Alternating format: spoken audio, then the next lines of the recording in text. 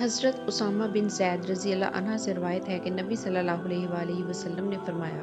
مسلمان کافر کا وارث نہیں بنتا، نہ کافر مسلمان کا وارث بنتا ہے۔ حضرت ابن عباس رضی اللہ عنہ سے روایت کی، انہوں نے کہا، رسول اللہ صلی اللہ علیہ وآلہ وسلم نے فرمایا، مقررہ حصے حقداروں کو دو، اور جو بچ جائے وہ سب سے قریبی رشتہ رکھنے والے مرد کے لیے ہے۔ حضرت ابن عباس رضی اللہ عنہ نے رسول اللہ صلی اللہ علیہ وآلہ وسلم سے روایت کی، آپ نے فرمایا، مقررہ حصے ان کے حقداروں کو دو، اور ان سے جو باقی بچ جائے وہ سب سے قریبی مرد کا ہے۔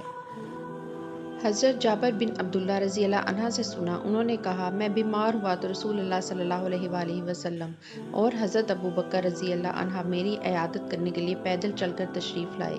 مجھ پر غشی ہو گئی تو رسول اللہ صلی اللہ علیہ وآلہ وسلم نے وضو کیا، پھر اپنے وضو کا پانی مجھ پر ڈالا تو مجھے افاقہ ہو گیا۔ میں نے عرض کی، اے اللہ کے رسول، میں اپنے مال کے بارے میں کیسے فیصلہ کروں؟ اس کو ایسے ہی چھوڑ جاؤں یا وصیت کروں؟ وصیت کروں تو کتنے حصے ہیں؟ اس وقت حضرت جابر رضی اللہ عنہ کے والد زندہ تھے، نہ اور کوئی بیٹا تھا۔ آپ نے مجھے جواب نہ دیا، حتیٰ کہ وراثت کی آیت نازل ہوئی، اور آپ سے فتویٰ مانگتے ہیں کہ کہہ دیجئے، اللہ تمہیں کلالہ کے بارے میں فتویٰ دیتا ہے۔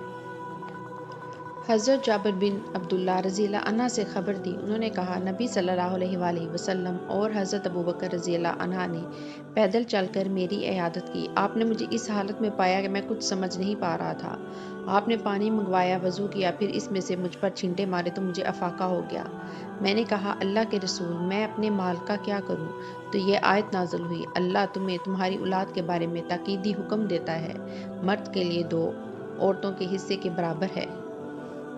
حضرت عمر بن خطاب رضی اللہ عنہ نے جمعے کے دن خطبہ دیا، انہوں نے نبی صلی اللہ علیہ وآلہ وسلم کا تذکرہ کیا اور حضرت ابو بکر رضی اللہ عنہ کا تذکرہ کیا، پھر کہا، میں اپنے بعد کوئی ایسی چیز نہیں چھوڑا جو میرے ہاں کلالہ سے زیادہ اہم ہو۔ میں نے رسول اللہ صلی اللہ علیہ وآلہ وسلم سے کسی چیز کے بارے میں اتنی مراجعت نہیں کی جتنی کلالہ کے بارے میں کی، اور آپ نے بھی مجھ سے کسی چیز کے بارے میں اتنی شدت اختیار نہیں فرمائی جتنی کلالہ کے بارے میں فرمائی، حتیٰ کہ آپ نے اپنی انگلی میرے سینے میں چبوئی اور فرمایا،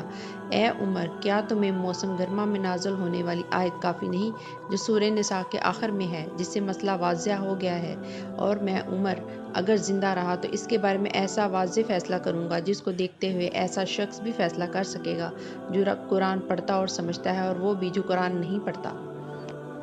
حضرت برا رضی اللہ عنہ سے روایت کی، انہوں نے کہا، قرآن کی آخری آیت جو نازل ہوئی یہ تھی، وہ آپ سے فتویٰ مانگتے ہیں، کہہ دیجئے، اللہ تمہیں کلالہ کے بارے میں فتویٰ دیتا ہے۔ حضرت ابو ہریرہ رضی اللہ عنہ سے روایت کی کہ رسول اللہ صلی اللہ علیہ وآلہ وسلم کے پاس کسی ایسے شخص کی میت لائی جاتی جس پر قرض ہوتا تو آپ پوچھتے، کیا اس نے قرض کی ادائیگی کے لیے کچھ چھوڑا ہے؟ اگر بتایا جاتا کہ اس نے قرض چکانے کے بعد مال چھوڑا ہے تو آپ اس کی نماز جنازہ پڑھا دیتے، ورنہ فرماتے، اپنے ساتھی کی نماز جنازہ پڑھو۔ جب اللہ نے آپ پر فتوحات کے دروازے کھولے تو آپ نے فرمایا، میں مومنوں کے خود ان کی اپنی نسبت بھی زیادہ قریب ہوں، تو جو شخص فوت ہو جائے اور اس پر قرض ہو اس کی ادائیگی میرے ذمہ ہے، اور جو مال چھوڑ جائے وہ اس کے وارثوں کا ہے۔